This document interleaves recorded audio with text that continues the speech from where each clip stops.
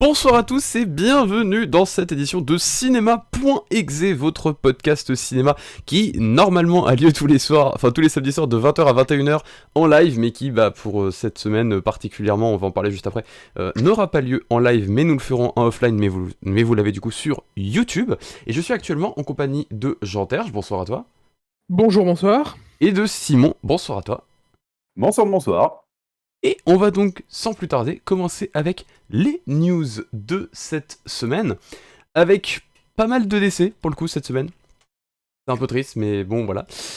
Et on commence du coup avec le 29 mai, où on a deux acteurs américains qui nous ont quittés. On a, dans un premier temps, Gavin MacLeod, qui est donc un acteur américain qui a notamment joué le rôle du capitaine dans la série La Croisière s'amuse. Et on a aussi l'acteur Joe Lara qui nous a quittés, qui lui était notamment l'acteur qui jouait Tarzan dans la série et les films des années 90.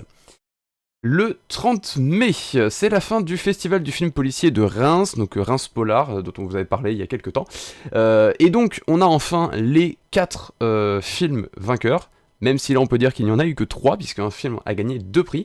On a dans un premier temps La Loi de Téhéran, film de Saïd Roustahi, qui remporte le Grand Prix et qui remporte aussi du coup le prix de la critique. Et on a le prix du jury qui a été décerné à The Slaughterhouse de Abbas Amini, et le prix du public, donc le 4e prix, qui aura été décerné à Boîte Noire de Yann Gozlan.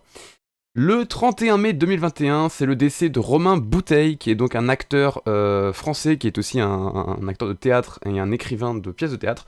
Et il est notamment connu en fait, pour avoir fondé le Café de la Gare avec Coluche. Donc voilà, donc, il a joué dans des films, c'est aussi pour ça qu'on en parle, même si c'est plus un monsieur du théâtre que du cinéma.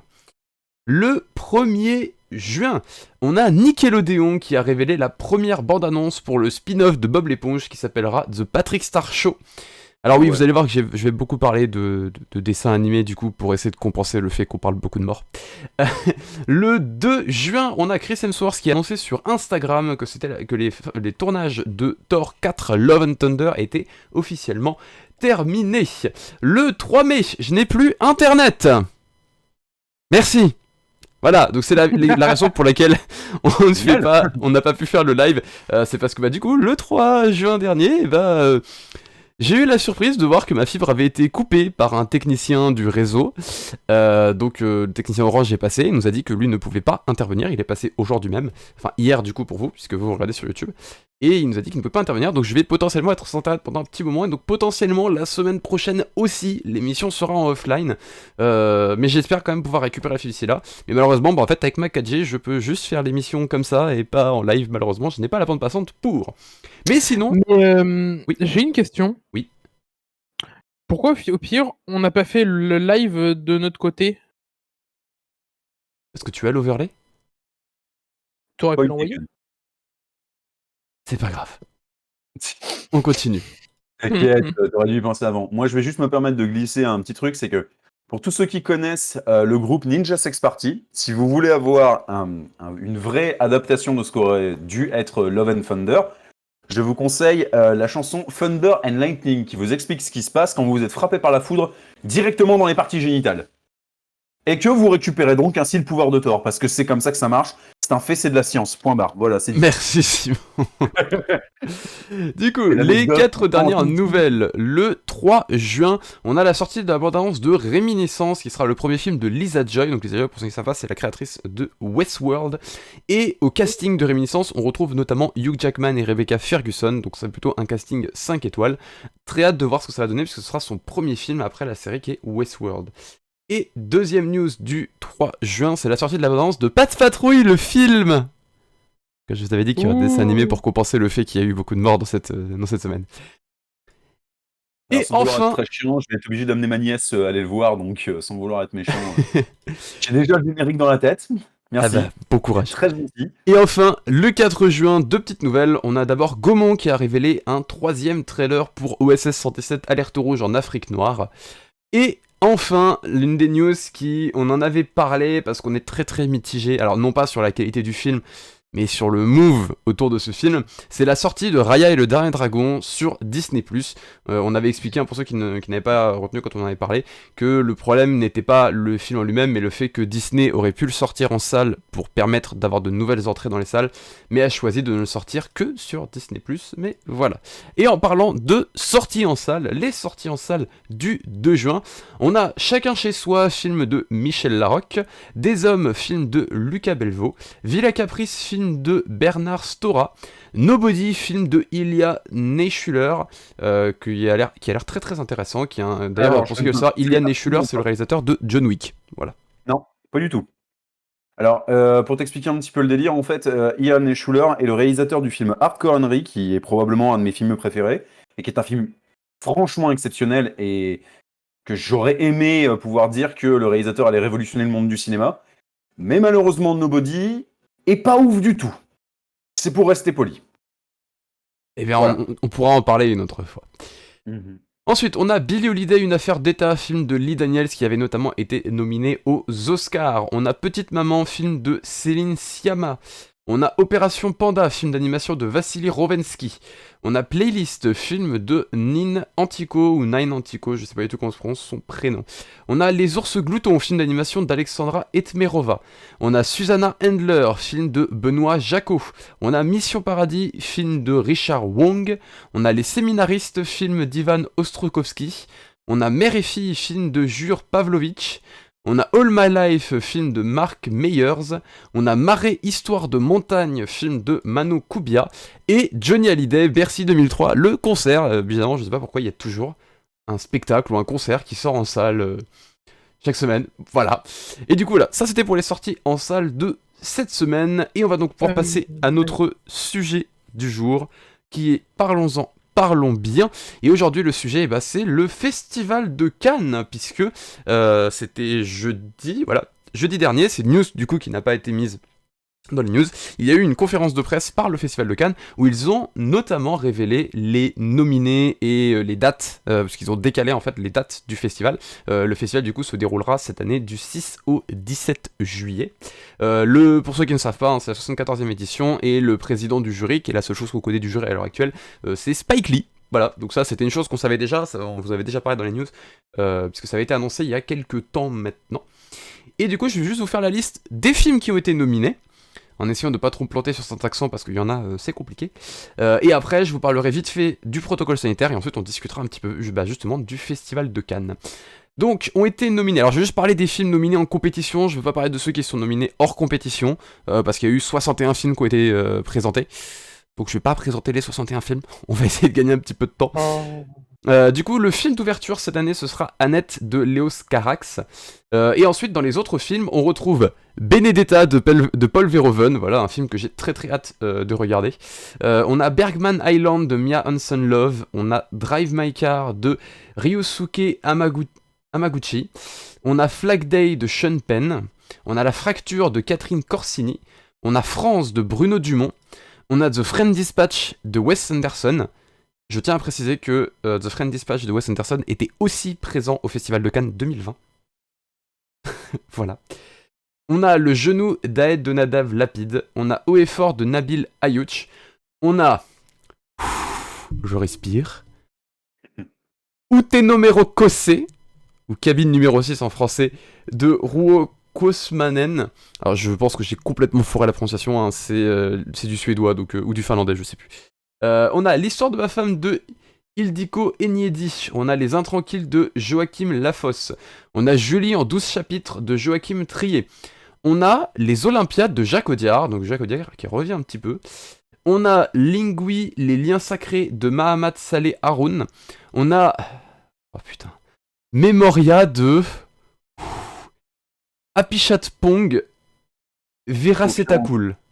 Au pire, au montage, tu sais, tu réécris les noms pour être sûr. Non. On fait comme si on était en live. Du coup, on a aussi Nitram de Justine Kurzel. On a Lipitrov, la griffe... Lipitrov, la grippe... les Petrov, la grippe, etc. de Kirill Serebrennikov, pardon. Red Rocket de Sean Baker. Titane de Julia Ducournau. Trepiani de Danny Moretti, ça veut dire les 3 étages. Tout s'est bien passé de François Ozon qui avait déjà fait un sacré carton en 2019 avec Été 85, et qui revient du coup à nouveau au Festival de Cannes. Et un héros de Asghar Farhadi. Voilà, donc ça c'était tous ceux qui sont nominés en compétition. Il y a d'autres films qui ont été nominés hors compétition. Je vais juste vous parler du protocole sanitaire, puisque du coup, le Festival de Cannes se déroulera en physique du 6 au 17 juillet. Et il faut savoir que cette année, le pass sanitaire sera obligatoire pour accéder au festival. Donc un pass sanitaire, c'est un certificat de vaccination qui démontre que vous avez été vacciné. Il faut, ou alors ça peut être un test positif au Covid qui date de moins de 6 mois et de plus de 2 semaines, pour montrer que vous avez du coup l'immunité face au virus, ou alors un test négatif qui date de moins de 2 jours. Voilà. Sachant qu'on peut comprendre parce que le festival se dure sur plus d'une semaine, il dure quand même 11 jours, donc c'est sûr que le dernier jour, avoir un test négatif de moins de 2 jours, c'est compliqué. Du coup, il faut savoir qu'il y aura un centre biologique qui est donc partenaire avec le Festival de Cannes, qui est pas très loin du Palais des Festivals, qui lui sera disponible et ouvert 7 jours sur 7 pour pouvoir tester toutes les personnes qui le souhaitent, pour leur proposer d'avoir des tests donc négatifs ou du coup malheureusement positifs, et donc de rentrer chez eux, mais si c'est tests négatifs, et donc ça pourrait être fait gratuitement pour toutes les personnes qui le souhaitent. Donc ça peut être très bien les Français, les personnes étrangères, etc. Mais par contre il faudra impérativement prendre rendez-vous pour pouvoir aller se faire tester. Voilà, donc ça c'est pour l'organisation cette année, ce qui leur permet justement de pouvoir rester ouvert, de pouvoir faire un festival en physique, et d'avoir du coup des gens. Malheureusement cette année je ne pourrais pas y aller, j'aurais bien voulu y aller, surtout que moi je serais pour le coup vacciné, donc voilà. Parce que oui, petite news aussi, j'ai eu ma première injection donc vendredi dernier pour ceux sur YouTube, hier du coup pour nous, ce qui fait que j'ai pas de contre-coup pour l'instant, ça se passe très très bien, je peux voir Facebook à travers mes yeux, c'est fabuleux. C'est une vanne pour ceux qui veulent savoir, parce qu'il y a une vanne sur les gens qui pensent qu'on nous implante des puces 5G avec les vaccins. Ah, t'en as pas eu dans le tien? Bah si, justement, je capte Facebook super bien maintenant, c'est fabuleux. Malheureusement, j'ai essayé du coup de me brancher en 5G sur mon PC pour du coup pouvoir streamer, mais ça marche pas. Non, ton PC le supporte pas. Non, surtout que je pète trop et du coup ça coupe le signal à chaque fois, c'est chiant. Mais voilà, dire que ça fait de la friture, mais bon. On pourrait penser qu'avec cette technologie chinoise, les mecs ils pourraient quand même nous sortir quelque chose, mais bon, c'est made in China, à un moment, faut pas s'étonner non plus. Mais du coup voilà, et donc j'aurai ma deuxième injection du coup en juillet, ce qui me permettra de pouvoir facilement avoir accès à tout ce qui est les nouveaux, tout ce qui est les festivals, etc. Et donc de pouvoir être en première ligne pour vous en tant que reporter cinéma.exe. Même si malheureusement je ne pourrais pas aller, donc malheureusement cette année au Festival de Cannes, puisque malheureusement je n'ai pas de jours disponibles pour pouvoir y aller, ça dure quand même 11 jours cette connerie. Mais j'espère pouvoir en tout cas l'année prochaine pouvoir m'y rendre, et pouvoir du coup voir ces films et vous parler un petit peu plus du Festival de Cannes. Mais du coup on va profiter pour parler un petit peu du Festival de Cannes. On va pas revenir forcément sur tout ce qui s'était passé les années précédentes, ça on en avait parlé. Mais c'était pas Cannes, c'était les Césars dont on avait parlé.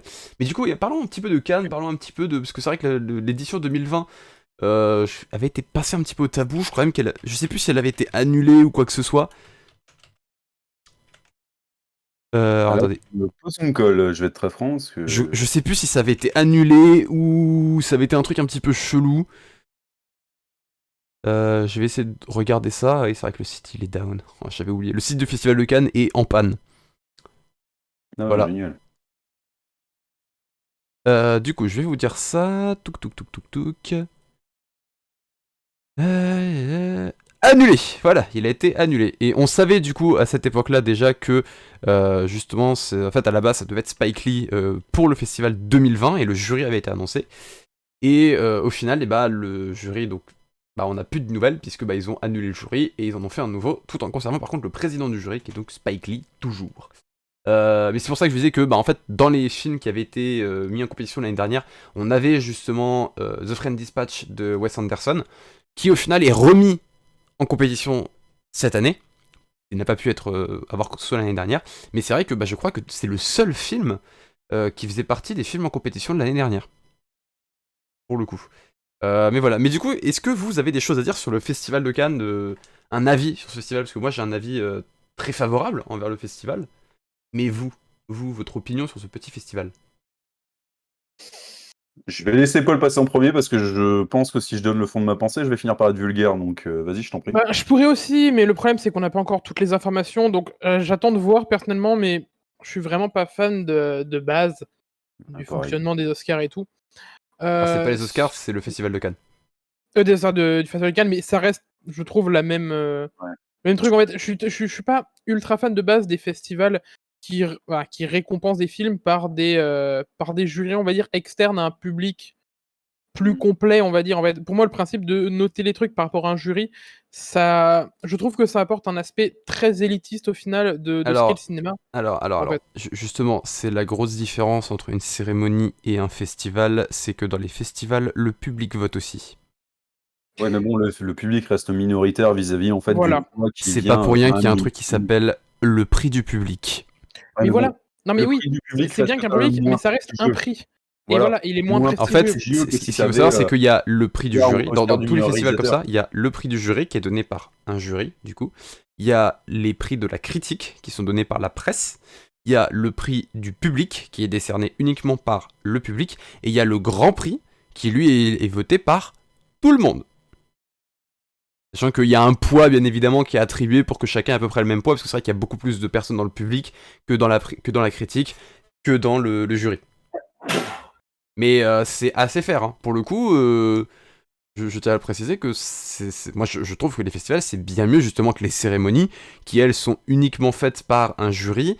On sait même pas qui au final est dedans puisque c'est même pas un jury qui est désigné, c'est un organisme qui est en charge de faire ça. C'est l'organisme des Césars, c'est l'Académie pour les Oscars. Donc c'est eux qui votent et qui disent qui gagne, mais au final on sait pas qui est dedans et qui fait ses choix et comment ils font leurs choix. Là où justement sur un festival, bah, on connaît le jury. On sait qu'on a aussi notre mot à dire en tant que public. Bon, après, il faut être présent à l'événement, de toute façon. Oui. Ça reste un peu discriminatoire, mais ça paraît logique, puisque c'est des films qui ne sont diffusés en avant-première à ces événements-là. Par exemple, Gérard May, le prix du public, bah, il est desservi parce que justement, on a pu voir les films avant tout le monde. C'est-à-dire que là, actuellement, il y a plein de films dont je vous ai parlé en vous disant j'ai très très hâte que vous puissiez les voir, parce que moi, j'ai eu la chance de voir tous les films qui ont été sélectionnés pour Gérard May, mais ils sont pas encore sortis en salle. Donc, moi, je peux dire, ouais, tel film, il vaut vraiment le coup, et j'ai voté pour lui pour le prix du jury, enfin pour le prix du public, mais je peux pas en dire plus. Mais il y a quand même un vote du public qui est donné pour ceux qui sont présents au festival. C'est pour ça que moi, je préfère largement un festival à une cérémonie. Parce que là, la cérémonie, ouais, ok, là, on est dans le noir le plus absolu, on sait pas qu'est-ce qui va se passer.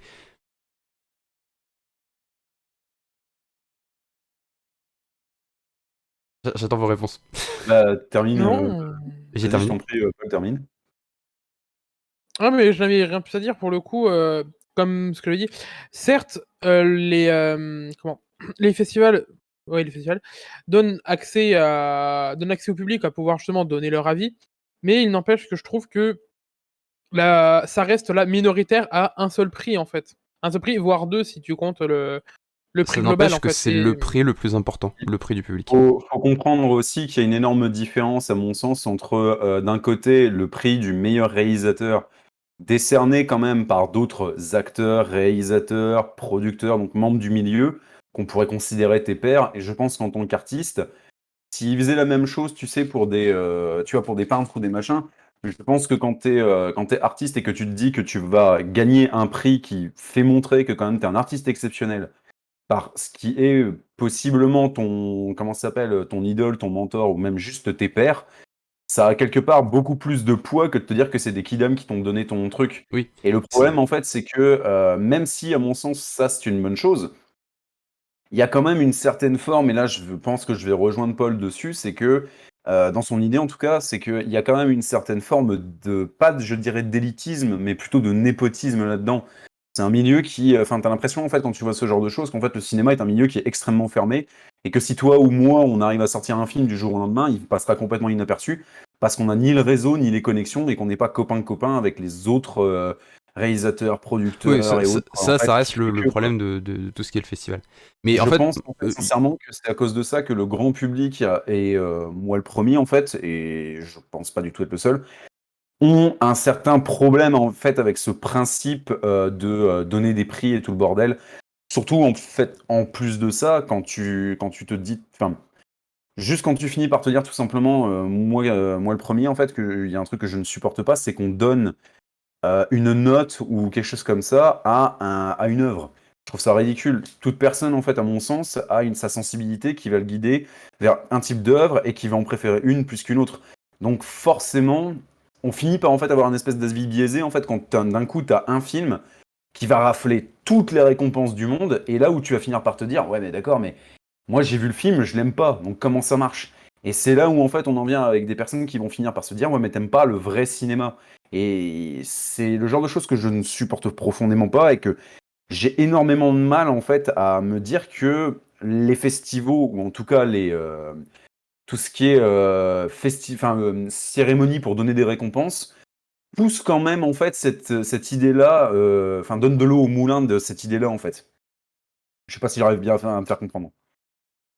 Ouais, non, mais j'ai compris. Moi, je voudrais Ok, juste répondre juste à un truc par rapport Ouais, je à ce que disait Jean-Terre sur le fait que le prix du public était pas le plus intéressant, qu'il avait j'ai pas moins de dit qu'il poids. était pas le plus intéressant. C'est voilà, il était celui qui avait le moins de Bien au poids et de contraire. prestige, comme avait Oui, mis. je pense Bien au sincèrement qu'en tant contraire. qu'artiste mais je pense C'est... sincèrement qu'en tant qu'artiste, c'est bien plus pertinent et bien plus honorifique que tu sois récompensé par tes pairs, Oui, non, mais que moi tu ce que sois récompensé juste par des rebondir sur knabs. ce qu'il disait en disant que c'était pas le prix du public qui était pas le plus intéressant.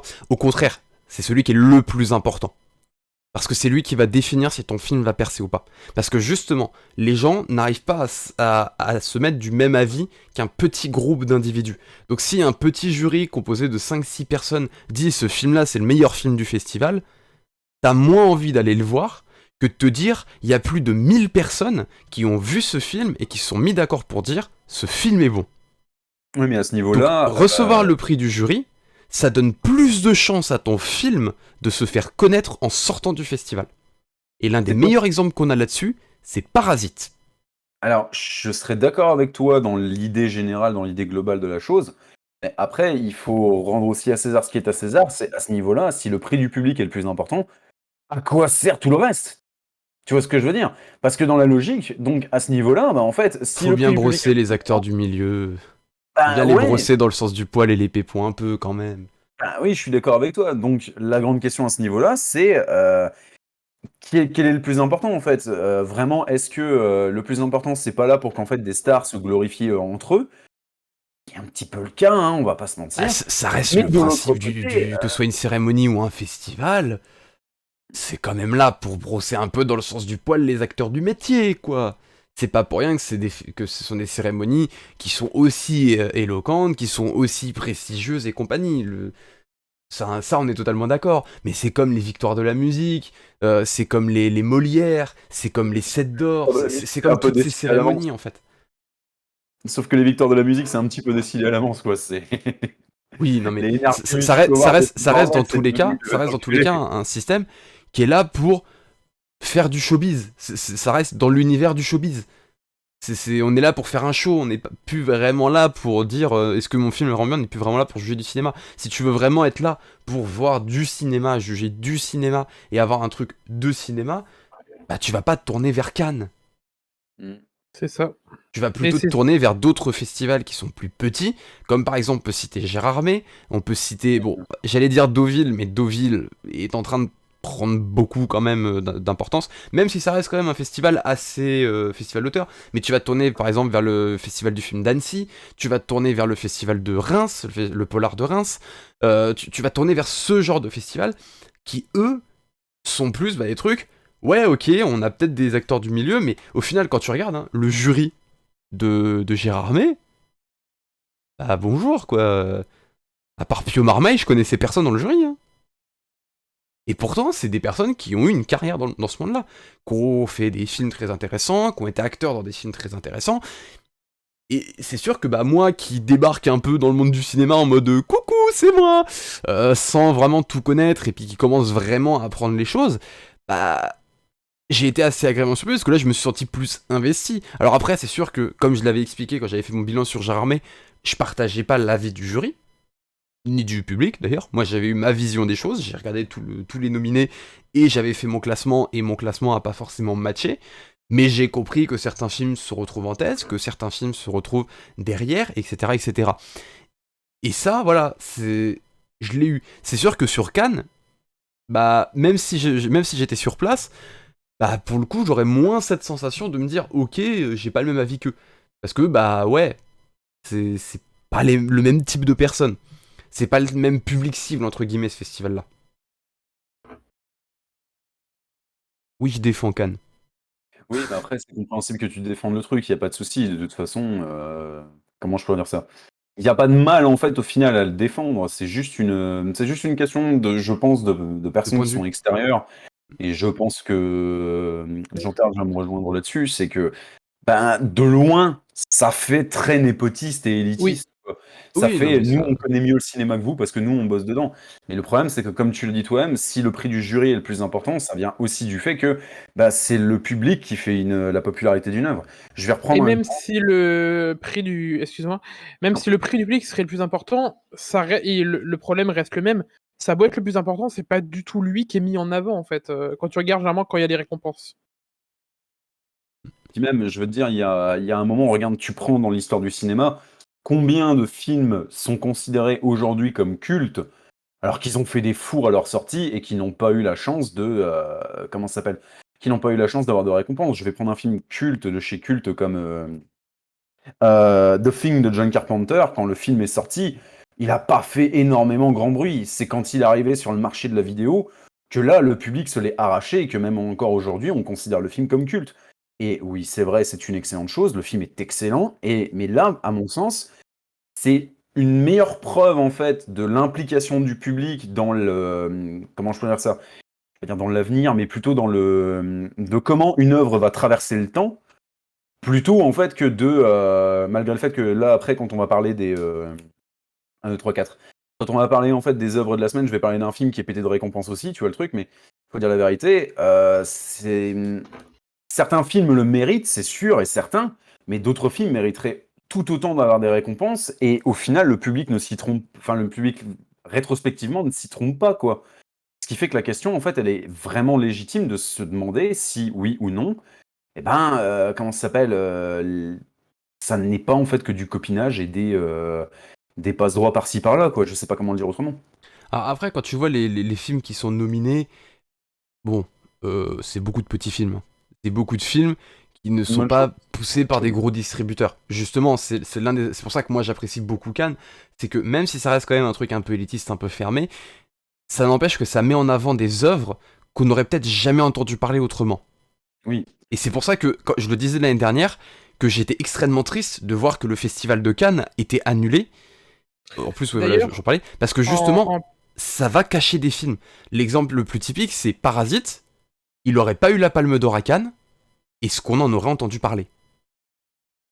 un autre film d'ailleurs exactement qui tourne là-dedans que j'ai découvert, aujourd'hui, pour aller voir un film dont je parlerai tout à l'heure, qui s'appelle Le Discours. J'ai vu qu'il avait été, justement qu'il a fait partie de la sélection, de je ne sais plus de quelle catégorie, mais du coup du Festival de Cannes 2020 et je n'en avais jamais entendu parler et c'est en voyant un extrait, là, du coup tout à l'heure avant la séance que, ce film avait l'air d'être ouf, clairement, mais qui était tout nouveau et qui ressort, le 9 juin, je crois, Oui, au parce qu'il y a eu cinéma. beaucoup de films Amazon qui ont pas vu. Mais vous voyez, c'est ça en fait l'avantage que moi j'aime avec le Festival de Cannes, c'est que ça met en avant ces films qui n'ont pas la chance d'avoir des gros distributeurs derrière eux qui permettent de les mettre ultra en avant. Par exemple, Benedetta de Paul Verhoeven, si on vous en avait pas parlé dans cinéma.exe, est-ce que vous auriez été au courant que ce film existe? Oui, J'ai déjà ma réponse. oui. Oui, bon, toi t'es dans ce monde-là et tu connais et tu t'y intéresses. Non, c'est même pas ça, c'est que c'est hyper bête, mais bah, je vais même pas te dire quand tu traînes, quand tu te renseignes ou quoi que ce soit, mais c'est juste hyper con en fait quand tu es un peu sur internet, tu suis un petit peu l'actualité, le retour de Paul Verhoeven, c'est quelque chose qui est assez bankable. Je pense sincèrement que sans forcément Oui, mais passer nous on par ça, connaît Paul Verhoeven. il y a moyen, hein. Il y a moyen. Le grand public, est-ce qu'il connaît Paul Verhoeven? Ouais, mais bon après c'est pareil, hein, si le Tu vois, cinéma était c'est ça en fait, parce que nous, on est dans un monde où, oui, on se renseigne un petit peu sur le monde du cinéma parce que ça nous intéresse, mais le grand public, lui, ne le cherche pas. Lui, sa source d'actualité qui lui permet de connaître des films, c'est soit les bandes annonces, qui sont faits par les gros distributeurs, soit des festivals, comme Cannes, les Oscars ou autres, ou toute autre cérémonie et festival, qui mettent en avant ces films. Eux, c'est ça leur moyen de connaître un film. Donc c'est sûr que bah, une cérémonie comme Cannes, ça permet de mettre en avant ces films. Et c'est pour ça que pour moi, une cérémonie, même si on n'est pas forcément d'accord avec le principe ou autre, et ben, elle reste ultra importante dans le monde du cinéma parce qu'elle permet de mettre en avant ces films qui, eux, n'ont pas la possibilité d'être autant mis en avant. Parce que Paul Verhoeven, il a beau être ultra connu dans le monde du cinéma, ça n'empêche qu'il n'a pas une grosse boîte de prod derrière. Et donc il peut pas, enfin une boîte de distribution pardon derrière. Ce qui fait que pour sa distribution, c'est un petit peu plus compliqué pour lui. Surtout que c'est un retour, il a beau être bankable, c'est un pari risqué. Parce que Verhoeven, tu sais jamais comment ces films vont marcher. La plupart sont devenus cultes, j'ai envie de te dire, donc voilà quoi. Je serais plus tenté. Mais Là, par la suite, c'est ça le problème avec Verhoeven, c'est que c'est par la suite. Je pense et ils ont été très peu distribués pour la plupart d'entre eux. Casse-gueule pour un mec comme un poissard invétéré, comment est-ce qu'il s'appelle, Danny Boyle par exemple, ou bien j'en sais rien moi. Le réalisateur de Silent Hill, comment est-ce qu'il s'appelle déjà? Je me rappelle plus de son nom. Oui, j'ai oublié. Mais oui, je vois le français. Dans ce genre de situation, ouais, tu peux comprendre parfaitement que les producteurs ou que les distributeurs soient vachement frileux parce que la plupart de leur filmographie sont des gruyères pour la simple et bonne raison que ces mecs ont plus de projets avortés que de projets réels sortis, malheureusement. Oui. Et dans ce genre de situation, j'ai juste envie Christophe Gans. Voilà, Christophe Gans. Merci, Jean-Terge. Oui, Christophe Gans, mais il y a un truc qui, moi, je vais pas dire me choque dans ton discours, mais sur lequel je ne serais pas forcément d'accord. C'est juste un truc tout bête, c'est que à l'heure actuelle, tu disais le grand public, comment il fait pour pouvoir s'informer, blablabla, blablabla. Et je vais juste en fait rebondir là-dessus en te disant tout simplement que peut-être que si les festivals, peut-être que si les cérémonies, peut-être que si tout ça en fait était beaucoup moins élitiste et népotiste, peut-être qu'on aurait l'occasion d'avoir plus de personnes qui s'y intéressent parce que le milieu semble de loin moins fermé. Tu vois ce que je veux dire? Oui, ça par contre, ouais, non, je peux pas contredire ce point. Là-dessus, c'est con, mais voilà, moi ça me paraît pertinent et c'est bête à dire, mais si après d'un autre côté, tu vois, on avait ça et que en plus de ça, par exemple, sachant qu'on vient quand même d'une génération qui est très portée sur Internet et donc tu peux tomber sur n'importe quelle bande-annonce au pif comme ça sur YouTube ou quoi que ce soit. Faut dire la vérité, niveau communication, maintenant le cinéma, il n'y a pas de souci. Quand tu vois certaines chaînes YouTube qui te mettent littéralement des vidéos de 20 minutes remplies de bandes-annonces exprès pour que tu rates rien ou quoi que ce soit, et à côté les bandes-annonces au compte-gouttes et tout le délire. Je veux dire, moi, il y a un film qui m'intéresse pas mal là, en ce moment, c'est The Green King. J'ai vu la bande-annonce au moins 5 fois, vraiment par pur accident, parce que j'ai désactivé AdBlock et parce The Green King ou The Green Knight? Je peux tenir un peu au courant bêtement, quoi. The Green King ou The Green Knight? Parce que je sais qu'il y a le film de A24, The Green Knight, qui va pas tarder. Voilà, The Green Knight, pardon, ça m'a... Désolé. Tu vois, quand je dis ça, je vais dire, attends, on dirait le film de A24, le prochain A24, et c'est Green Knight. C'est peut-être possiblement parce que je me suis tapé du King Crimson là il y a pas longtemps que le résultat des courses, ça m'a... J'ai confondu les deux, mais... Donc, n'insulte plus jamais A24. Je l'insulte pas, je me suis juste gouré de nom, c'est bon. Ça justement. Non, c'est de l'humour, c'est de l'humour. Non, parce que vous savez l'amour que j'ai pour pour ce qui est A24, qui est en train de prendre une ampleur fondamentale. Mais de métal du monde, c'est bon. J'ai pas entendu ce que tu dis. Il y a un des meilleurs stands du monde pour ceux qui connaissent Joe's Bizarre Adventure. Bref. Mais donc pour en revenir à ce qu'on disait, c'est bête, mais je pense sincèrement en fait que si il y avait si on arrêtait en fait et qu'on faisait des festivals ou des trucs en fait, enfin des festivals, des trucs de récompense, ou même juste qu'on arrêtait de les faire de façon à ce que on ait l'impression en fait que c'est un monde qui est trop bien pour la foule en fait, ça permettrait, je pense, d'avoir, comme tu le dis en fait, un moyen aussi pour le grand public de s'y intéresser d'une manière différente et qu'ils arrêtent en fait tout simplement de se dire ah mais bon ça c'est pas pour nous parce que voilà quoi. C'est con ce que je vais dire comme exemple. Pour le coup, justement, par rapport à ce que je disais, Cannes est un de ses moyens. Actuellement, le grand public apprend à l'existence de deux films grâce à Cannes. Mais par contre, si je reprends ton point, ce qui pourrait être intéressant, c'est qu'en effet, s'ils étaient moins élitistes, ça permettra à plus de monde de se pencher dans le monde du cinéma et donc de découvrir des œuvres avant. Parce que là, par exemple, nous, comme on le disait, le dernier Paul Verhoeven, oui, on n'a pas eu besoin de Cannes pour le connaître. Et ça, en vrai, n'importe qui aurait pu, simplement en se renseignant un tout petit peu, mais pour ça, il aurait fallu qu'il ait envie de se renseigner et donc de s'intégrer à ce monde-là. Ce que donne pas forcément envie Cannes. Là, je suis d'accord sur ce point-là. Après, je vais peut-être, comment ça s'appelle? Je vais peut-être encore enfoncer le clou et enfoncer une porte ouverte ou quoi que ce soit. Mais ici, il n'y a pas de porte. Peut enfoncer. Chier, j'étais déjà en train de perdre le fil de mon idée, maintenant je l'ai complètement paumé. C'est chiant. Tu parlais de clous et de portes ouvertes. Ah bah, là, c'est foutu, c'est encore pire. Bon, vas-y, j'excuse. Ça va me revenir. Ah, aurait-on perdu Jean-Terre Possible. Non, je suis toujours là. Mais je te disais, j'avais l'impression que t'avais envie de rebondir sur ce qu'on disait. Non, pas du tout. Pas du Ah. tout. Bon, bah du coup, on va peut-être passer à la suite. Oui, pourquoi pas, si vous êtes chaud. De toute façon, on reparlera sûrement du Festival de Cannes une fois que le festival sera terminé, sachant que comme je l'ai dit, il se termine donc le 17 juillet, ce qui veut dire que nous, on pourra le traiter soit le soir même, en fonction de ce qu'on aura comme news le 17 même, soit le 24, donc la semaine d'après. Mais voilà, peut-être qu'un jour d'ailleurs, on vous fera une édition spéciale cinéma.exe en direct du festival, ce serait vachement fabuleux, mais ce sera peut-être l'année prochaine, qui sait. Peut-être que je vous tease un truc en avance. Ou peut-être pas. Mais en tout cas, voilà, on va pouvoir passer à notre troisième rubrique, notre sélection de la semaine. Vas-y. C'est bon, j'ai retrouvé mon idée, c'est pour te dire, je pense que la plupart des gens, même alors qu'ils sont quand même, parce que moi j'étais assez jeune quand c'est arrivé, je pense que pour eux, la dernière chose dont ils se rappellent du Festival de Cannes, c'était les meules à Sophie. Les meules de Sophie Marceau. Alors, je suppose que la plupart des gens qui sont assez jeunes ne connaissent pas cette histoire ou cette intrigue, enfin cette anecdote, donc je vous laisse chercher sur internet par vous-même, vous comprendrez un peu mieux de... Ça me dit un truc, mais j'avoue que ça me revient pas comme ça, mais je pense qu'en regardant, je retrouverai. Mais donc du coup, on va penser à notre sélection de la semaine. Je rappelle le principe, chaque semaine, nous vous sélectionnons des œuvres à regarder les soirs de la semaine. Comme ça, si vous ne savez pas quoi regarder un soir, et ben nous proposons des œuvres que vous pouvez trouver soit au cinéma, soit sur les plateformes de streaming gratuites, enfin pas payantes, mais en tout cas, sur les plateformes qu'on va considérer que vous avez de base, comme MyCanal, Disney+, Prime Video, Netflix, Shadows, et autres plateformes de SVOD, ou même Wakanim et compagnie, et on vous propose des œuvres dans ce genre-là, ou alors on peut aussi proposer des œuvres qui seront diffusées à la télévision.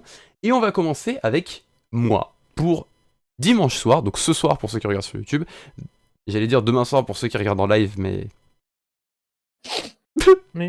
Pardon. Et donc du coup, je vous propose... connexion internet décente, merde. Et donc je vous propose de regarder un petit film sur Disney+, mais un petit film ultra intéressant qui est arrivé grâce à Stars, qui s'appelle Le Village. Village, film de M. Night Shyamalan. Quand je vous disais que j'aimais M. Night Shyamalan, voilà, c'est un de ses premiers succès, je crois, Le Village. Non, malheureusement non. Il en a fait un autre de succès avant ? Bah oui, Sixième Sens. Ah, Sixième Sens était sorti avant Le Village, oui, en effet. Sixième Sens c'est Incassable juste avant, donc... Attends, Incassable était avant Le Village ? Ouais, The Village, c'est vraiment son film de transition, en fait, si j'ai pas de conneries. Attends. Je vais juste check, juste pour être sûr, je te dis quoi. Le Village, c'est 2004, hein. Incassable, je crois que c'est 2006. Night Shyamalan... Ah non, Incassable, 2000. Et ouais, Incassable, c'était avant, parce que c'est les années 90. Sorti un an avant. Qu'est-ce qu'il y a d'autre ? Et Sixième Sens, c'est 99. Ouais, The Village 2004. La jeune fille de l'eau est sortie en 2006. After Earth, on n'en parle pas. Et Phénomène est sorti en 2008. Donc, ouais. Signe, il y avait même Signe qui est sorti encore avant en 2002 avec Mel Gibson. Ah oui. Non, mais en effet, t'as raison, il avait fait... il a fait Stuart Little, c'est vrai, j'avais oublié. Donc Sixième Sens, Incassable, Signe, puis Le Village. Alors, je suis pas sûr qu'il ait fait Stuart Little, je pense qu'à mon avis, ça doit être comme... il a été scénariste de Stuart Little. Ouais, scénariste, d'accord, ouais, parce qu'en fait, c'est pareil, par exemple, là, bon, vous ne le voyez pas, vous, parce que malheureusement, vous êtes des pauvres lépreux qu'on méprise, mais nous sommes sur Google, par exemple, et en fait, il y a par exemple le film Devil en 2010, qui ne fait pas partie de la filmographie de M. Night Shyamalan, parce que M. Night Shyamalan, en fait, on est scénariste, et avait donné, en fait, des scénarios à des jeunes réalisateurs pour qu'ils se fassent la main. Le problème, c'est que The Devil s'est cassé la gueule, et son projet, en fait, de faire des espèces de films d'anthologie avec des petits réalisateurs pour lancer leur carrière, c'est malheureusement cassé la gueule aussi. Voilà. Mais du coup, Le Village, de quoi ça parle ? Comment le truc rapidement. On va digresser. On va arrêter de digresser parce que sinon nous n'aurons plus le temps. Donc Le Village, ça raconte l'histoire d'un village. Voilà. Du coup, on va passer à l'autre. Au revoir. Allez, hop. Donc ça raconte l'histoire d'un village qui est une sorte de village un peu...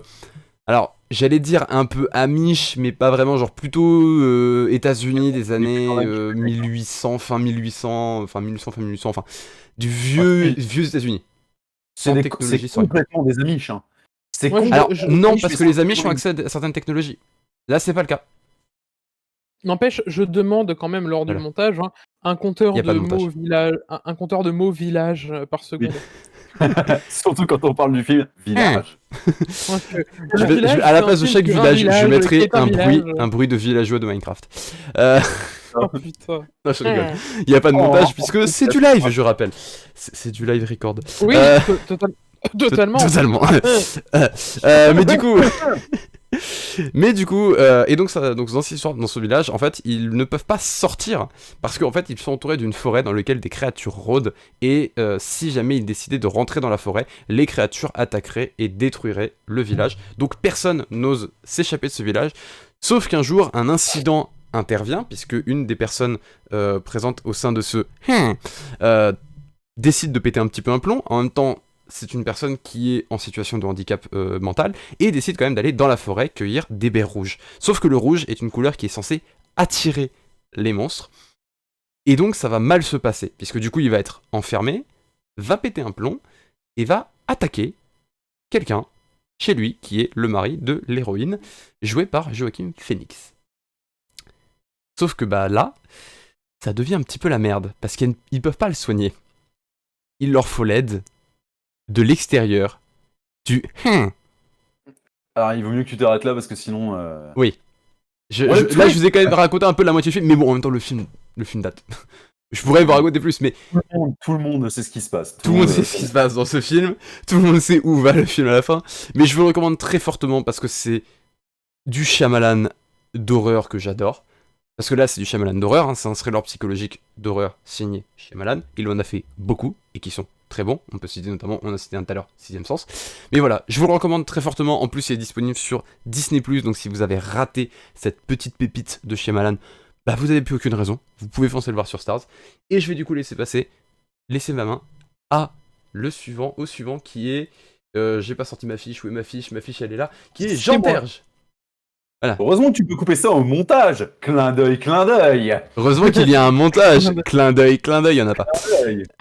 Alors, moi de mon côté, je vous présenterai un film qui sera sur, j'ai oublié la plateforme, c'est super. Amazon Prime Video. Amazon Prime Video et qui J'ai s'appelle ma fiche. Horns. Un excellent. Mon Dieu, la retraite. Qui s'appelle Horn. Horn, donc film de Alexandre Aja. Oh. Qui raconte l'histoire de Ignatius, de son nom complet Ignatius Martin Perriche, torse-nom. C'est Ignatius Radcliffe, précisons.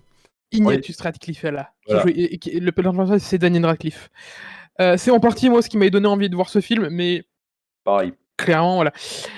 Donc, qui raconte l'histoire d'Ignatius, qui est soupçonné, qui après être soupçonné d'avoir assassiné sa fiancée, il est rejeté par absolument tout le monde et il est en pleine dépression.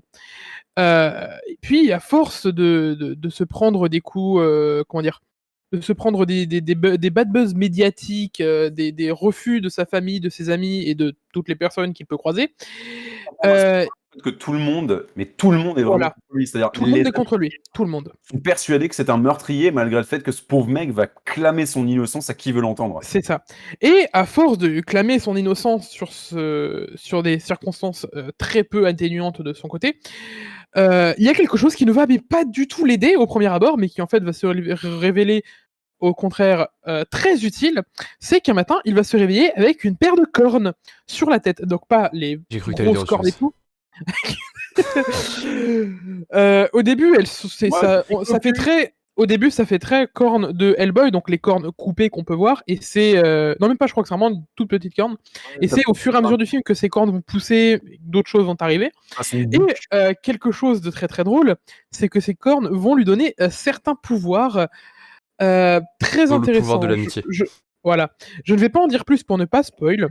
Même si la bande-annonce et tout ce que vous pourrez trouver sur le film spoil allègrement ce qui va se passer. Mais le film est très intéressant. C'est pas un scénario ultra poussé non plus, mais il y a quelques petits twists très très cool. Le développement du personnage du coup de Ignatius est très intéressant. Et le film est beaucoup plus, je vais dire profond parce que non, mais il est beaucoup plus poussé qu'on pourrait le croire. Et clairement, il est ultra intéressant à voir, malgré les notes très moyennes qu'il a reçues de partout. Sans parler en plus du jeu d'acteur extraordinaire. C'est ça. De tout le cast. Même, on pense forcément à Daniel Radcliffe parce que c'est lui qui porte tout le film sur ses épaules, mais Mais sachant que c'était son L'acteur deuxième, dans le film. sachant que c'était, je crois, son deuxième film après la série d'Harry Mhm. Potter. Et je n'ai pas encore vu le premier film qui est sorti juste après, je me souviens plus du nom. La Dame en Noir. Mais Démon Noir, la Dame en Noir, c'est ça. Mais Que j'ai celui-ci, déjà je voulais le recommandé parce voir, qu'il est incroyable. Et clairement, dans ce film, Daniel Radcliffe est monstrueux. Et même cette semaine, Normal, il y a des cornes. J'ai déjà eu l'occasion de voir un film qui a déjà été recommandé, qui était Guns Akimbo. Et encore une fois, Oui. Daniel Radcliffe Oui. est monstrueux. Oui. C'est vraiment un très bon acteur. Et on va pas se mentir, ce film Horns est carrément meilleur que cette espèce d'énorme merde qu'est Insaisissable 2, où aussi Daniel Radcliffe Oui. joue. Ce film est une merde, point barre. Et sachant que même dans ce Mais donc, même Horn dans est ce- disponible sur même dans- Amazon Prime Video, c'est ça? Oui, Amazon Prime Video. Sachant que, juste petit truc, même dans un système 2 qui est très passable, il est hallucinant dedans. Voilà. Daniel Radcliffe est un dieu. Et c'est sur cette phrase que nous allons passer à l'œuvre du mardi qui vous est présentée par Simon. Entendrais-je au loin Paul hurler Daniel Radcliffe, je porterai tes enfants? Je ne sais pas. J'ai Quand même entendu. pas. Moi, je l'ai entendu. Alors, on est mardi, donc je vais vous poser une question à tous. What is a man? A miserable little pile of secrets. C'est un mec On va qui donc se réveille un parler- matin avec des cornes. Presque, mais pas vraiment. Réalisé donc par Steven Moffat et Mark Gatiss, le duo de génies qui ont révolutionné la série Sherlock. Dracula, mini-série sortie en 2020 et arrivée en pleine période coronavirus et tout le bordel, mais sortie à la BBC One. Et donc une adaptation de Dracula de Bram Stoker de 1897. Maintenant que j'ai fini de lire ma page Wikipédia, qu'est-ce que c'est Dracula? Alors Dracula, c'est une série qui se compose très simplement 3 épisodes. Sur les 3 épisodes, on va revenir donc sur le mythe de Dracula, qu'est-ce qu'il est, ses pouvoirs et son rapport en fait aux mortels. Et surtout plus important parlant, ce qui fait frétiller en fait mon âme de fanboy de l'univers de Dracula, qu'est-ce que ça donnerait un Dracula au 21e siècle? Et je peux vous assurer que c'est franchement génial. Alors, c'est la BBC, donc grosso merdo, c'est des micro-films. Et en général, la BBC met énormément de budget dans ses téléfilms. Donc, quand c'est une série, vous imaginez même pas à quel point c'est monstrueux. Mais là, c'est vraiment monstrueux. Cadrage travaillé, acteurs extraordinaires, situation magnifique. On a, comment ça s'appelle, des effets spéciaux qui sont franchement pas dégueulasses. Et quand vous imaginez un mec habillé à l'époque victorienne en train de marcher sur les murs ou en train de graver les murs à la force des bras, sans être Sylvester Stallone, déjà rien qu'en étant Sylvester Stallone, ça fait kitsch. Mais là, ça passe crème. Donc c'est pour vous dire à quel point les effets spéciaux sont franchement ouf. Dracula est une excellente série, mais malheureusement, elle est beaucoup trop courte. Je pense sincèrement en fait que donc Steven Moffat et Mark Gatiss ont voulu éviter le problème qu'ils avaient eu sur Sherlock et en fait faire un truc tout con, c'était s'ils ont eu trop en fait de saisons sur Sherlock, ils ont voulu faire le minimum en fait de saisons et partir directement dans leurs propos avec Dracula. Mais ça n'est pas une série en fait qui souffre de ça pour autant. Donc c'est une série que je vous recommande et qui est disponible sur Netflix. Voilà, voilà. Eh ben merci. Et on va donc passer à notre œuvre du mercredi qui vous est présentée par Jean-Terge. Oui, alors, comme certains ont pu dire la semaine dernière, les cinémas sont rouverts et j'ai pu justement aller au cinéma pas plus tard que cet après-midi pour aller voir un film dont j'avais déjà éprouvé mon amour avant même de le voir les semaines présentes, qui est Mandibule. Mandibule, film réalisé par Quentin Dupieux, avec à l'affiche les 2 acteurs principaux du Palma Show. Donc évidemment, déjà, ce sont des très bons acteurs en temps normal. Ils l'ont déjà prouvé avec le film qui était Max et Léon. Mais clairement, dans ce film-là, combinez-les avec ce qu'a pu faire Quentin Dupieux, et on a quelque chose de très très barré. Alors, Mandibule donc raconte l'histoire de Jean Gab et j'ai oublié son nom, donc le personnage joué par Grégoire Ludig, qui trouvent lorsqu'ils doivent réaliser une mission de transport, simplement de transporter une valise d'un point A à un point B, trouvent une mouche dans le coffre de leur voiture. Trouvent une mouche dans le coffre de leur voiture, mais pas n'importe quelle mouche, une mouche de 60 cm de long. Et avec tout le reste qui est proportionnel.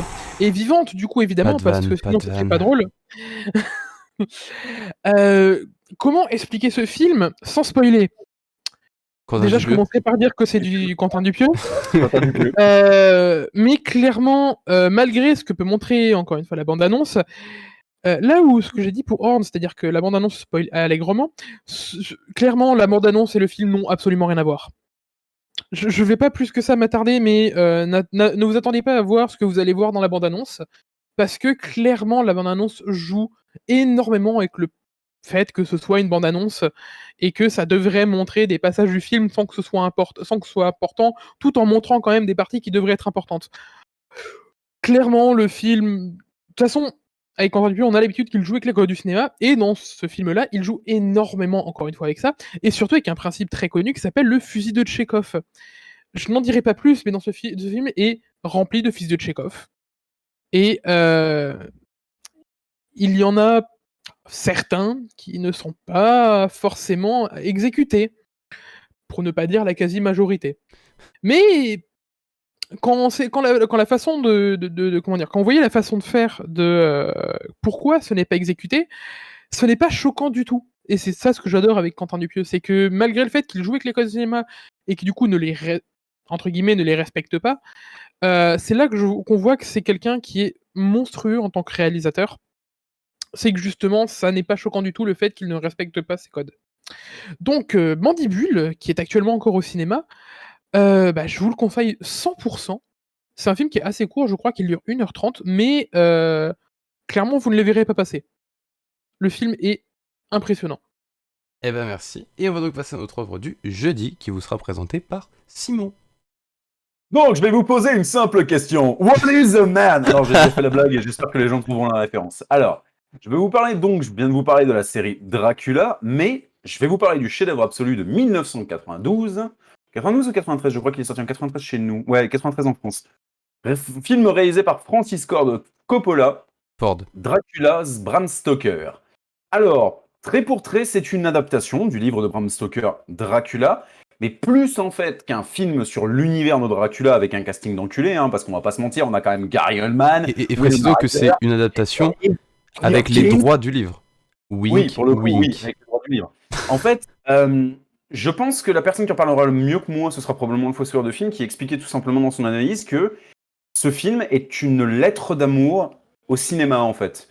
C'est-à-dire que tout le film est blindé de parallèles, en fait, entre la naissance du cinéma, l'évolution du cinéma et l'avenir, en fait, du cinéma. Et sans forcément avoir besoin de connaître la chose ou sans forcément avoir besoin d'être calé en cinéma pour le remarquer, le film est un excellent film, il faut dire la vérité. Gary Oldman joue à la perfection son rôle de Vlad Dracula. Le film est pété de jeux de lumière qui sont extraordinaires, avec des espèces de jeux de surimpression et de jeux d'ombre chinoise, qui même encore maintenant, je veux dire, le film a bientôt 28 ans. Je déconne pas, le film a 28 ans. Je déconne pas, même moi encore à l'heure actuelle, ça me retourne en deux tellement c'est à la fois beau, poétique et visuellement beau, faut dire la vérité. C'est magnifique, c'est magique. Donc, comme je le disais, on a aussi un casting de tarés, parce qu'il faut dire la vérité, Gary Oldman, Winona Ryder, Keanu Reeves, le jeune Keanu Reeves, donc avant qu'il devienne le sauveur du monde dans Matrix. Anthony Hopkins, qui est complètement en roue libre et qui s'en fout royalement, donc qu'est-ce qu'il fait? Il se lâche royal et ça donne un jeu d'acteur extraordinaire.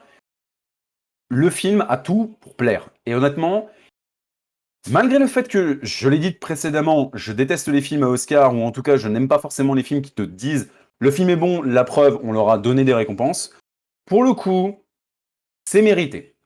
Et en règle générale, avec Francis Ford Coppola, ouais, c'est mérité. Rappelons quand même que le mec a fait Le Parrain. Oui. Et Apocalypse Now, sachant que rappelons que Apocalypse Now, le titre du film correspond parfaitement au tournage. Alors ouais, petite anecdote par rapport à Apocalypse Now, le réalisateur et l'équipe ont dit un truc qui m'avait marqué à l'époque, c'était on n'a pas fait un film sur le Vietnam. On a vécu le Vietnam. Ça peut littéralement vous poser le délire de la chose. Ouais, non mais si vous voulez un jour on en parlera, mais il y a une super vidéo d'ailleurs qui a été faite par le Fossoyeur qui parle des tournages de Apocalypse Now et voilà.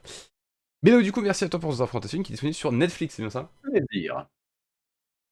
Et donc on va passer à l'œuvre du vendredi qui vous sera présentée par Jean Terge. What is... Pardon, non, je vais juste jouer sur le truc. Alors du coup tu peux faire What is a woman? What is a woman? Donc justement, dans le même principe, que serait le monde si les sorcières de Salem n'avaient jamais disparu? C'est le postulat de base de ce film qui prend en compte le fait que Série. les sorcières de Salem... Oui, série, pardon. Qui prend en compte le fait que si les sorcières de Salem ne se seraient pas fait toutes assassiner, mais auraient plutôt passé un accord avec le gouvernement pour continuer à exister sous la limite du on défend votre pays et vous ne nous tuez pas. Ce qui fait que ce film présente justement des écoles militaires de sorcières C'est toujours une série. prêtes à Désolé, d'habitude, du coup, je suis allé au cinéma, ça me met dans tous mes états. Donc, cette série présente donc une école militaire de sorcières avec des personnages très hauts en couleur. Pour le coup, on a un trio de personnages parce que oui, du coup, les sorcières de Salem dans cette école sont présentées tout le temps sous forme de trio. Et donc, le trio principal qu'on va suivre a des profils très différents, quoique même s'ils sont un peu clichés. Il n'empêche qu'ils sont... ah oui, Motherland, pardon, je ne l'ai pas dit, c'est vrai que... Donc il s'agit de Motherland sur Amazon Prime, encore une fois. Série qui est assez récente, je crois, en vrai. Oui, elle est sortie l'année dernière. Ouais, elle est sortie l'année dernière. Il y a une saison 2 qui arrive à la fin du mois, ça c'est cool. Il me semble, ou alors... oui, c'est à la fin du mois. Du coup, tu m'as coupé, je ne sais plus où j'en étais. C'est génial. Donc oui, les sorcières de Salem présentées du coup sous forme de trio, et le trio principal a des profils assez clichés, mais tout aussi intéressants. Parce que clairement, le storytelling de cette série est juste génial. Donc comme j'ai dit, c'est des trios de sorcières à l'école de sorcières, littéralement. Mais ce trio-là va se faire assez malmené à cause d'un groupe de terroristes qui se nomme le Spree et qui tue tout le monde à coups de sorts magiques. Et je ne vais pas forcément en dire plus car la série ne le développera pas trop dans tous les cas, donc je ne vois pas quoi vous dire de plus sur le Spree. Mais je vous conseille totalement cette série, un peu courte, en 8 épisodes je crois, l'histoire est assez rushée, mais elle est ultra intéressante étant donné qu'il y a énormément de twists. Donc des personnages qui changent de camp, des personnages qui meurent, qui revivent. C'est ça qui est cool avec la magie. Voilà. Des camps qui changent de personnage, des camps qui meurent et qui revivent. C'est ça qui est bien avec la magie, on peut faire n'importe quoi. Mais plus sérieusement, donc Motherland, dispo sur Amazon Prime, une série que je vous conseille énormément parce qu'elle est très intéressante pour moi. Il y a une saison 1 qui est très explosive, dans tous les sens du terme. Et je vois pas quoi dire de plus sur le film, donc voilà. Foncez voir Motherland, c'est génial. Moi, j'ai une question à te poser par rapport à cette série Oui. vite fait, Paul. Est-ce que ta gueule, c'est magique? Ça, c'est une vraie question. Alors oui, parce que on en a parlé pas plus tard que ce midi, c'est un truc qui est très dommage avec cette série, c'est que le fait que c'est en 8 épisodes, il y a plein de trucs qui sont rushés comme on voit dans plein de films ou plein de séries, la récupération des pouvoirs. Ah, je vois le genre. Là, on voit des séances d'entraînement, mais souvent, c'est des séances d'entraînement, soit il se passe certaines choses random qui annulent la séance, soit c'est du « Ah ben super, on est les meilleurs de la classe, hop là, ta gueule, c'est magique ». D'accord, ok. Voilà. C'est le défaut de la série, c'est le fait que du coup, le fait que ça soit en seulement 8 épisodes, même si c'est 8 épisodes de 50 minutes, la partie école de sorcières, elle est très secondaire. Et bah merci à toi de nous avoir présenté du coup cette œuvre. Et on va donc passer à notre dernière œuvre pour samedi. Je pense que tant que c'est pas dans la même veine et dans la même écriture qu'un truc comme Wings, je pense que ça peut le faire. Non, totalement Non, pas. c'est complètement différent. Et donc du coup, on va passer à notre œuvre du samedi, qui est un film que j'avais déjà parlé en disant que je souhaitais le voir sans jamais vraiment avoir pu le voir. C'était lorsque j'avais regardé à Gérard May le film Host. Je vous avais parlé d'un autre film du même genre que j'ai enfin pu voir puisqu'il est sorti sur Netflix il y a 2 semaines. Je l'ai regardé quand il est sorti, donc je l'ai regardé un petit moment. C'est Unfriended. Alors, je parle bien de Unfriended et pas Unfriended Dark Web, que lui je n'ai toujours pas regardé, mais que j'ai pas forcément envie de regarder. Parce qu'il est très bon. Je te le conseille énormément, il est très bon. Et bah je le regarderai pour le coup, parce qu'il était déjà disponible, je crois, sur Netflix. Mais donc du coup, Unfriended, de quoi ça parle? Je vous avais parlé de Host, qui était un film d'horreur qui consistait à une conversation Zoom hantée, et qui se passe pas très très bien. Et bah maintenant, je vais vous présenter une conversation Skype hantée. Parce que oui, vous les Gen Z qui ne connaissez que Zoom, ce logiciel de piratage par excellence, vous n'avez pas connu le logiciel qui est Skype. Et bah il faut savoir que ça existait et c'est tout ce que nous on utilisait à la place de Zoom. Et c'est ce qu'utilisent ces jeunes, parce que ce sont des jeunes américains qui ont l'habitude de se faire des petites conf calls sur Skype le soir pour discuter un petit peu, pour parler, parce que ce sont des potes. Voilà, c'est comme nous, on se fait des petits calls sur Discord aujourd'hui pour discuter, parce que voilà, on s'aime bien. En fait, c'est faux, on se déteste tous en privé. Mais donc, du coup, ils font ça. Sauf que ils font ça, donc là, la journée dans laquelle ça se déroule, c'est 1 an après le suicide d'une personne qu'ils ont connue, d'une amie qu'ils ont eue, qui s'est suicidée à cause de harcèlement scolaire. Notamment de harcèlement en ligne. Il y a notamment une vidéo d'elle dans une soirée où ça s'est mal passé qui a fuité. Et donc elle s'est suicidée parce qu'elle a reçu beaucoup de termes désagréables, elle a été insultée par tout le monde, etc. Et donc, cette petite conf entre ces protagonistes, entre ces jeunes ados, se déroule 1 an après le suicide de cette amie, et ils en parlent un petit peu parce que c'était une amie notamment de la protagoniste principale, et ils disent on est au courant que c'est les 1 an maintenant, voilà. Sauf que ce qui va se passer, c'est qu'il y a une personne qui va se rajouter dans la conversation, personne qu'ils ne connaissent pas, et que personne n'a rajouté, elle est venue toute seule. Là, c'est le petit point un petit peu désolé les Gen Z, vous pouvez pas comprendre, mais il faut savoir qu'à l'époque sur Skype, on ne pouvait pas rejoindre une conversation comme ça, alors qu'avec Zoom, vous avez le lien, vous pouvez rejoindre. Sur Skype, ça ne marchait pas, il fallait que quelqu'un vous invite dans la conversation pour que vous puissiez la rejoindre. Donc là, le fait que cette personne rejoigne d'elle-même la conversation sans que personne ne l'invite, c'est bizarre. Et en fait, les phénomènes bizarres liés à l'informatique vont être de plus en plus violents, et cette personne va leur dire, on va jouer à un jeu ensemble, qui est le jeu des vérités. C'est le je n'ai jamais, j'ai ou je n'ai jamais, et en gros l'idée c'est simple, c'est je n'ai jamais, donc en gros vous donnez, en fait en anglais c'est never have I ever, c'est en gros, on dit je n'ai jamais fait quelque chose, et si vous l'avez fait, vous baissez un doigt. Sauf que là ils ont 5 doigts, et il leur dit, si vous baissez tous vos doigts, vous mourrez. Et le film part là-dessus. Je vais pas en dire plus là-dessus. Les enfants. C'est une méga... De toute façon, c'est un film d'horreur, donc voilà. Qui a un sujet très dur, qui est justement le harcèlement en ligne, qui est un sujet qui est très grave et qui est encore un sujet d'actualité aujourd'hui, alors que le film date, le film il est sorti il y a 5-6 ans, quelque chose comme ça. Unfriended, c'est 2016, je crois. Si je ne dis pas... 2014. Ah. Donc c'était il y a 7 ans. Donc le film a quand même 7 ans, et ce que l'on voit en fait dans le film est encore d'actualité aujourd'hui, et c'est vraiment triste qu'en 7 ans ça n'a pas évolué, ça a même empiré cette situation. Donc le harcèlement en ligne c'est quelque chose de très grave, donc voilà. Mais voilà, le film touche à ce sujet-là, ça reste un film d'horreur qui est ultra intéressant, que j'ai fortement apprécié. Surtout qu'en plus de ça, derrière on a eu cette pépite qui est Host, qui est arrivée derrière à Gérardmer, qui est encore meilleure.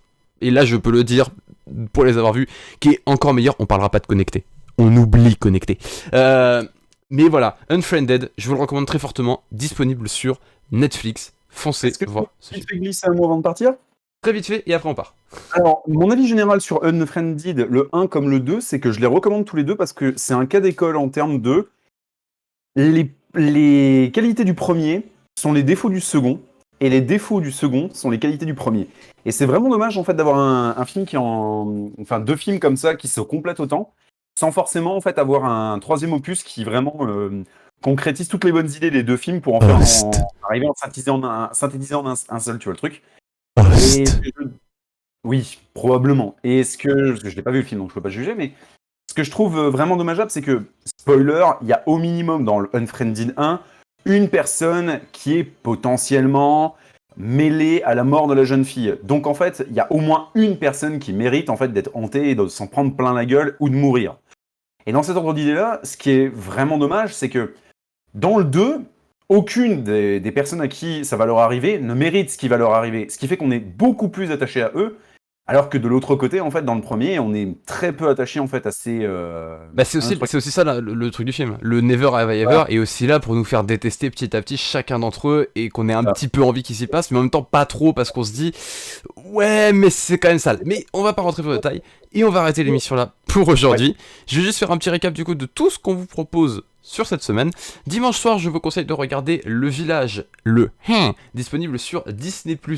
Lundi soir, je vous conseille de regarder Horns, disponible sur Amazon Prime Video.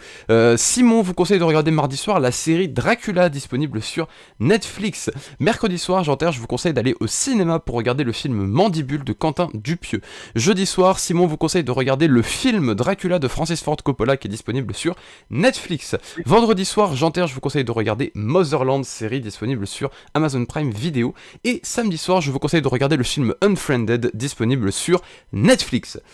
C'est tout pour aujourd'hui. On se retrouve la semaine prochaine, je l'espère, en live. Tout dépendra bien évidemment de ma connexion.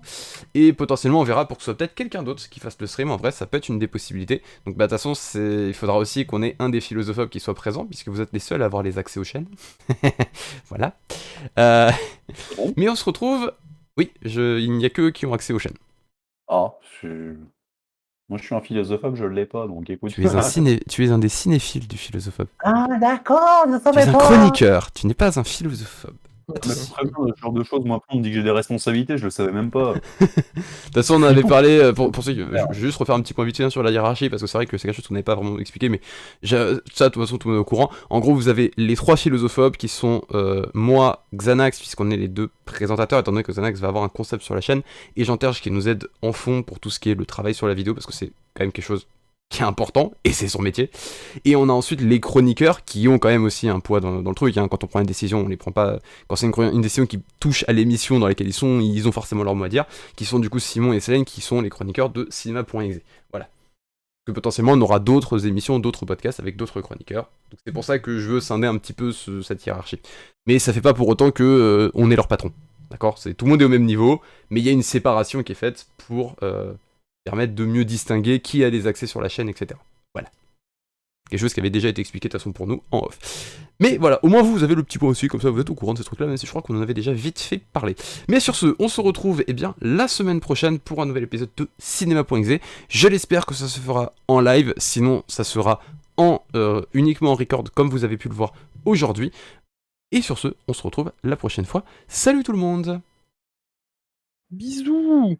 Bonne soirée.